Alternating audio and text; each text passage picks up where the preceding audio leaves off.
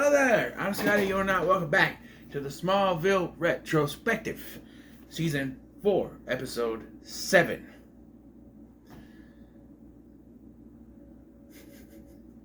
I don't remember the name of this episode. Jinx. Here we get to see them screw up one of the classic Superman villains, Mr. Mxyzptlk. Yeah, they turn him into a bookie who uses his magic powers to make money. If you don't know, Mr. Mxyzptlk was a being from another dimension who had otherworldly powers. He could change in anything. And the only way to stop him is by saying his last name backwards, which is Kiltipsism.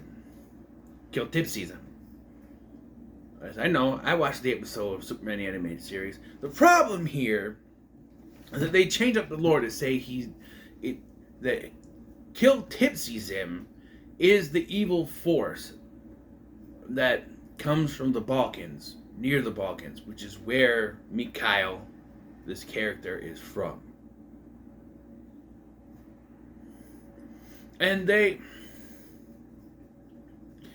have this foreign exchange student guy, foreign exchange boy, Dexter's Laboratory reference, and he is using his powers to help make money off of betting in games. I never particularly liked this episode because Clark shouldn't be affected by his powers, and yet they show that he is. Like the one time they show is where he goes trip, and he trips. And that always irked me, because to me, now, they're explaining he's just some kid from the Balkans who has a magically inherited power. To me, it shouldn't work on Clark. Like, Smallville goes out of its way to weaken Clark Kent. They've nerfed him. He can't fly. He doesn't have all of his abilities right now. He doesn't have a super breath or anything like that. But he has his speed, his strength, his hearing, his heat vision, all that stuff. And vulnerability, I guess, is another one.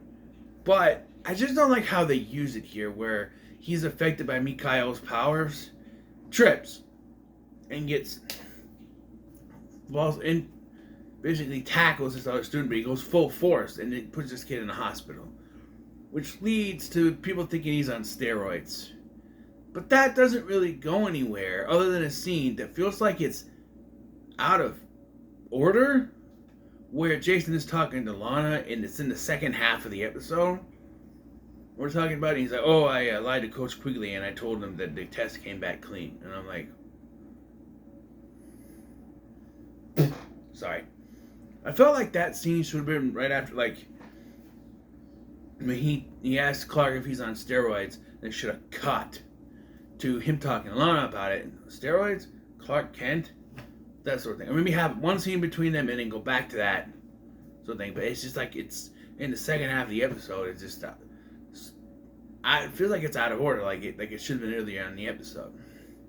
And that Mikhail being a representation of Mxyzptlk doesn't work.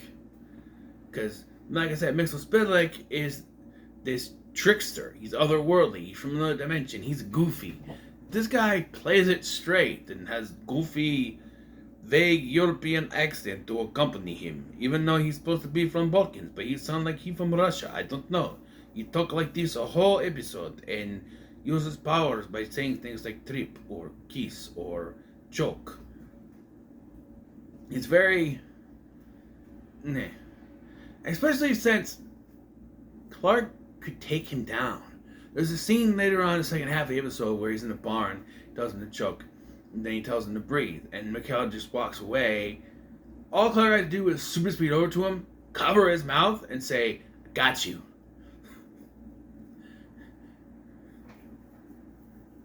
Right? Like, I got you. And you mess with me, I'll make you choke. But no, they don't have him do that. He just lets Mikhail walk off. Like, Clark has these powers. And I know it'd be un-Clark-like. However, Superman would do that. Yeah, if this was Superman and he, breathe, and you'll grab him, hold his mouth shut, and he's got him. He'll throw him in jail or something, or not, he's got him. Although it wouldn't matter. And like I said, the only way to get rid of him before is to have him, he has to say his name backwards. But here they use Keltipsism as a evil creature from the Balkans. And by the way, they keep acting like if they're looking at this article. Every time I cut back to the computer screen, it's the same picture of a black cat creature. Like he's not even. Chloe also out of nowhere is now on a betting spree. She's doing it for an article, but then gets kind of caught into it.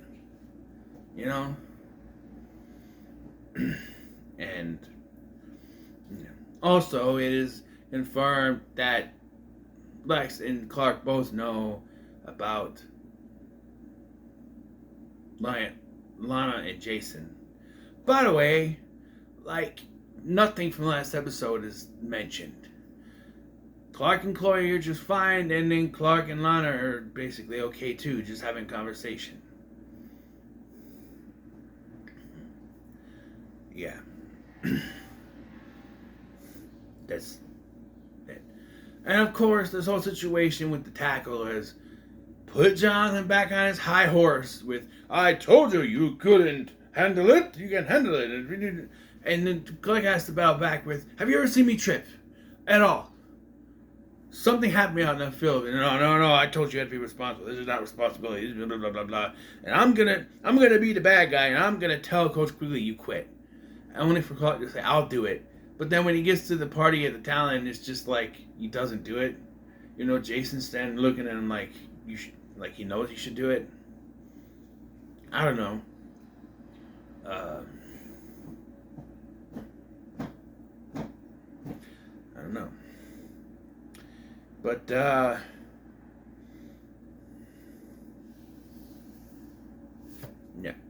So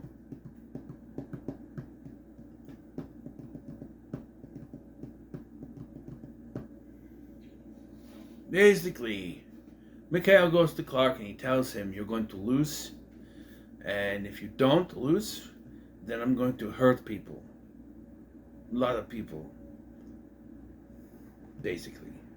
And again, after he lets him breathe, he goes super sped over there, grabbed him and said, no, you're not. But, it was so go. And, yeah. Then we get the one really good part of this episode. A suiting up montage for Clark. He decides he's got to do this. And he suits up in his football gear to Boulevard of Broken Dreams by Green Day. As soon as I heard that, I'm like, no. Turned up the volume. It was. And it's only to be stopped by Jonathan, who says, Clark, what are you doing? And he basically had this little talk in the middle of a hallway where there's other people there about his abilities. And he's like, yeah, just talk about responsibility. He's like, my powers, my responsibilities, and I have to take responsibility for him, something like that. And then Jonathan is like, you're beginning to sound like your father. So he goes out on the field for the championship. This is the championship game, by the way. We're already done with the football season, which means it should be winter time in Kansas, and there's no snow to be seen. And this is not like now, where you can be in December and have no snow. This is 2004 December, where you have no snow, because the football season goes through December, right? And there's still no, right? I'm just saying, there's no snow anywhere. It's Kansas. The Midwest gets a lot of snow. In 2004 it did. But, yeah. So, Chloe's plan is to use something to disrupt the signal that Mikhail puts out. Because the only thing that stopped him was locusts. If you watch the very good award-winning film Exorcist II: The Heretic, I think it won a Razzie. I don't know. you would know that one bad thing would change everything. So like the something with the locusts and their sound messed with him. So she used this device which she got from her uncle Sam. My uncle Sam Lane, General Lane, that disrupts him. Well, instead of having that be it and Clark win and him walk away, it didn't work. We have to have another climax where